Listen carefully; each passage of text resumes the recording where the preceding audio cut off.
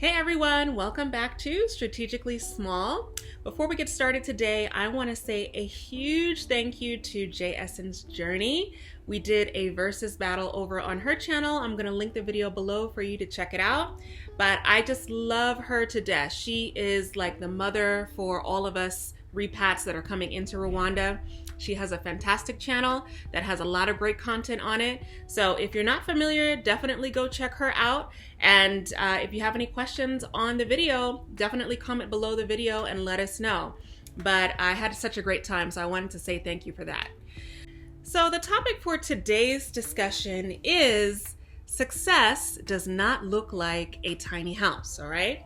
This is a statement that I have heard before, and I just wanted to give my thoughts on that statement in particular, all right? Success does not look like a tiny house, all right? So if you're new to the channel, welcome. Some of you may not know that I currently am living in a tiny house, all right? My tiny house is not on wheels. However, a tiny house by definition is anything that is under 500 square feet. And I currently live in a studio apartment that is 355 square feet in total. Okay, so I am fully in a tiny space. All right, so I want to talk about this concept that success does not look like a tiny house. All right, I feel that this is important for us to discuss because I think that we need to start to shift the mindset around tiny living and why people are doing it, right? And what actually is success and what does it look like, okay? So let's get started. Success, to me, is all about financial freedom and the ability to make choices in life, okay? So in society, we have been taught that there are certain indicators of success, right? Those indicators may be a very large home, a very expensive car, designer clothing, designer shoes and accessories, having a very high-paying job. Those are the indicators that we have been taught as a society that is what equals success, right? Now, I fully disagree with the statement that success does not look like a tiny house. Why? Because tiny house, at least for me, and for most people that are going into the tiny movement, is about financial freedom, okay? So if we are looking at it from that standpoint of financial freedom, then success is exactly a tiny house, okay? Because if we are living in a tiny house that we have now paid for cash, some people do finance tiny homes because there are some financing options that are available now. However, the vast majority of people that are going tiny, they are buying tiny cash, okay? So if we're able to pay for our housing cash, that is the majority of the expenses already thrown out the window, okay? If housing is removed from our budget, then the other things are really not too much, okay, depending on how much you spend on them. But typically housing is the biggest expense that people pay every month, okay, whether that is rent or whether that's a mortgage, okay? So if you remove that, then you have a lot of that extra room, extra money to do with as you would please, whether that is investments, whether you would like to put it towards paying down debt. Maybe you can use it for educational purposes. There are a million things you can do with that extra cash. So I wholly reject the notion that success does not look like a tiny house, okay? These indicators of success that we have been taught, we have to sit back and think about it and question, why have we been taught that, okay? They want you to buy into having an expensive car because that means that you probably are going to finance your car. That means that they're going to be making money every month because you're going to be paying your loan on your car. They want you to have the biggest house that you could possibly have because you're going to have to take a mortgage to do that. And every month you're going to have to pay mortgage and interest. And It's a cycle, and you have to realize that this is what we have been taught. And if you don't sit back and really reflect on it, then you'll get caught in that cycle easily, and you'll just do it blindly because this is what society has taught us, right? Let's take an example that's a little bit more relatable, that it could be used as an analogy when I'm talking about shifting the mindset, okay? So, back in the day, we used to say that natural hair was not acceptable for the workplace. This is what we were taught as a society. We thought that we had to perm our hair, straighten it in order to be professional in the workplace, right? And I was not immune to that. When I started my career, my hair was permed. It was always straightened, and that's how I thought I should be looking in the workplace, right? Now, when I made the decision to go over to natural, that was a major shift in my mindset. And then I also had to make sure that I was pairing up with a job that was able to accept that, right? So at my last job before I left, I'm an attorney by trade, for those who don't know. But I interviewed for that job with my natural hair. I had a braid out so they knew what was happening. But what I found interesting is that although they accepted that because they hired me, when I had to go to court, they would pull me aside. I had a few employers that would pull me aside, and they would say, can you slick back your hair for just the court visits, right? And I would ask them, I was like, well, why do you want me to put my hair in a bun for court? And they're like, well, it just is it looks more acceptable so that it's not too much of a distraction, when you go to court. And I was like, first of all, what I found so interesting is that when I had to go to court, which was quite often actually, the judges, who were predominantly white, older males, there were a few older females, but all of them were Caucasian. I only came across one black judge during my time there. But all of them would say the same thing, which is when we were having discussions after the court session, they would be like, oh my goodness, I love your hair. And we would have a whole discussion about it. And it never was something that bothered them. But in my employer's mind, they assumed that my hair would bother them. So they wanted me to slick it back to be more professional so that I would not stand out and look different from the crowd, right? And I want to use that analogy to show you that there needs to be a shift in the way that we view things, because now natural hair is very accepted. Most employers accept it now, so it's not so much of a big deal. However, when we are comparing that now to tiny homes is not nearly as accepted, and it's something that's still on the up and coming, it's on the rise, right? So this idea that success means a big house and not a tiny house, we have to sit back and think about, okay, why do we think that, and does that actually make sense, right? Success to me means financial freedom. And if going tiny allows me to get to financial freedom, that is success to me, okay? Now, a big house, most likely, you have to finance it. You have to take out a mortgage. And most people that are living in big homes, they're not even mortgaging it. They are just renting, right? So that to me is not success. Success means that I'm able to buy things cash, and I'm able to then utilize those funds towards other things like investments. You can buy an investment property, you can further your education, you can get into the stock market. Whatever you would like to do with that extra money is your prerogative. But I want us to just analyze that notion that just because we've been taught a certain thing doesn't mean that we have to actually do that, right? So I fully reject that notion that success does not look like a tiny house. In fact, I would say the inversion of that is success is a tiny house, okay? Success is financial freedom. And financial freedom to me is the key to unlocking different choices in life, right? So let's take an example, okay? So if you're financially free and you're living in a tiny home, so that means that you don't have any housing expenses. There's no mortgage, there's no rent, because you have paid cash, all right?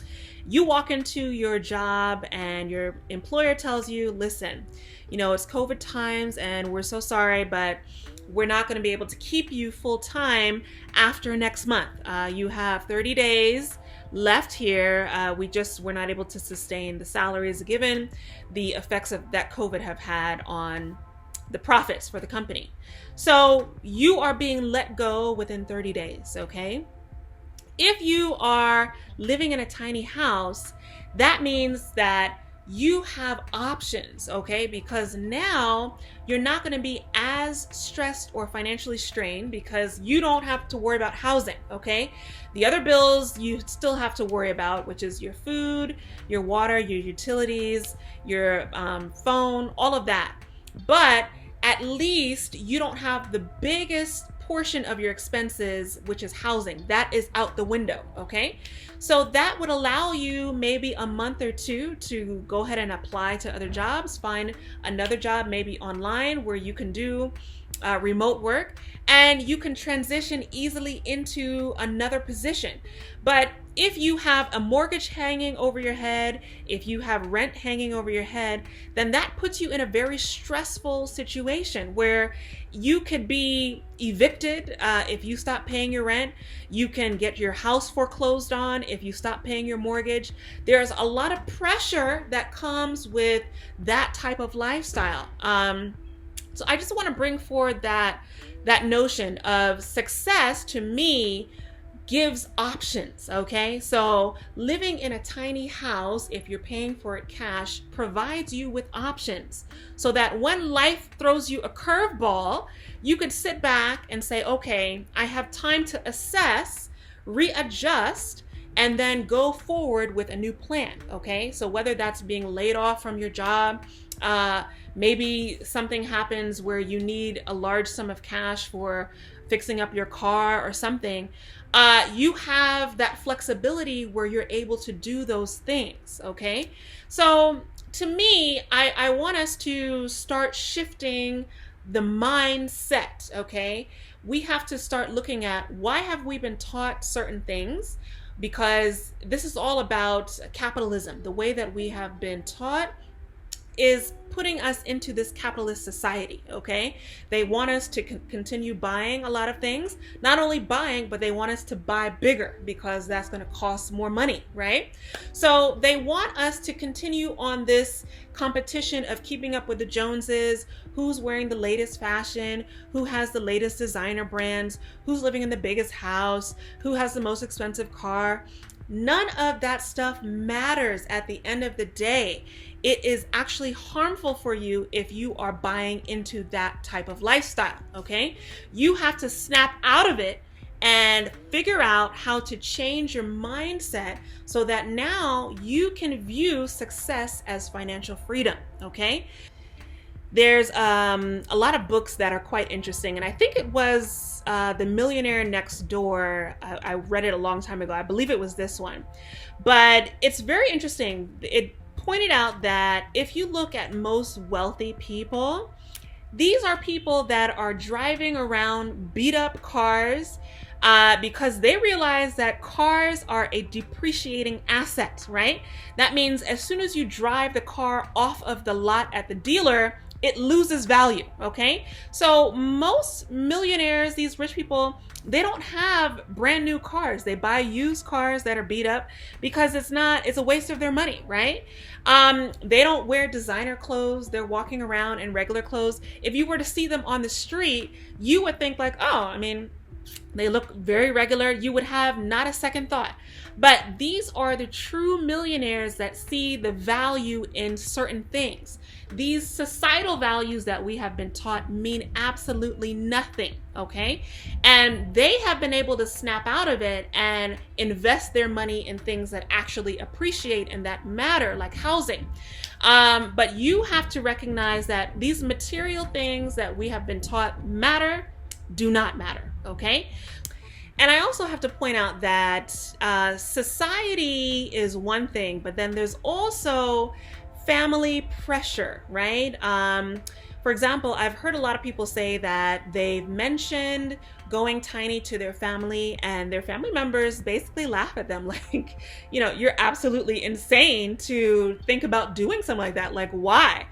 And I think that what you have to recognize again is that your family has grown up in the exact same society that you have, okay? So their mindset is trained to think a certain way, okay? So they don't understand the need to downsize because in their mind, the bigger the better. So you come along with this notion of, well, I want to downsize and I would like to go tiny, whether it's tiny on wheels, whether it's tiny in a studio like mine. There are different ways of going tiny, but regardless of the way, the whole point is to get to financial freedom. And if your family does not understand that, then it's okay. You still can proceed with your plan. You don't have to have everyone on board in order to move forward with your plans to go tiny, right? You have to keep in mind, some family members, they will never be able to understand or get on board with your decision to go tiny. And that's all right. You have to be independent, you have to be autonomous, you have to be able to make moves on your own because this is not about them. They're never going to be living your life, right? This is your life that you're living and you're the only one who's going to live that life. So if they don't understand it, you move forward. You don't have to worry about that. Normally what happens, at least what I find, is that people who have said things initially to me about like, well, that sounds crazy. I find that later down the line, they're like, oh, I see why you did it. And actually it makes sense, right? And all the while, they're still working at a 9-to-5 where I'm not tied to a 9-to-5. I have the freedom to do what I would like to do. I have the freedom to be creative. I have options because that housing portion has been removed from my budget. I don't have to worry about that, right? So I want to just mention that because I know that family pressure is pretty strong. And you'll have a lot of negative comments. You'll have a lot of people that don't understand.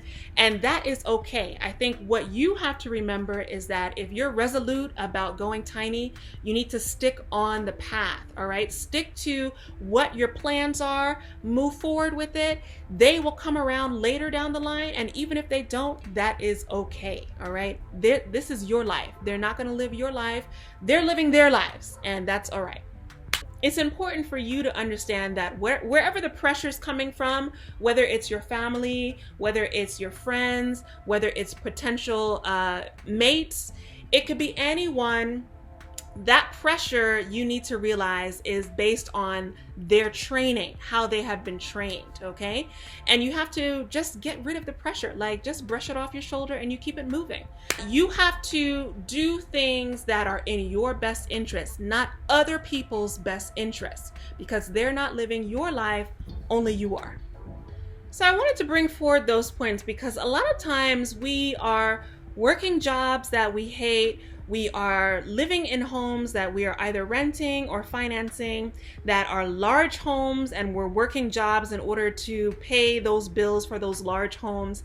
It's a constant cycle that is repetitive, and it's not something that is healthy. We're killing ourselves to live this lifestyle that is not providing any benefit for us at all, right? So I would like for us to start to think about things differently, have a different mindset, and change the way that we are viewing things, okay? So guys, this is just a quick one today, but I want us to end by changing that quote, okay? The original quote was, "Success does not look like a tiny house," all right? So we're gonna invert that, and we're gonna say, a tiny house is success because it has brought me financial freedom, right?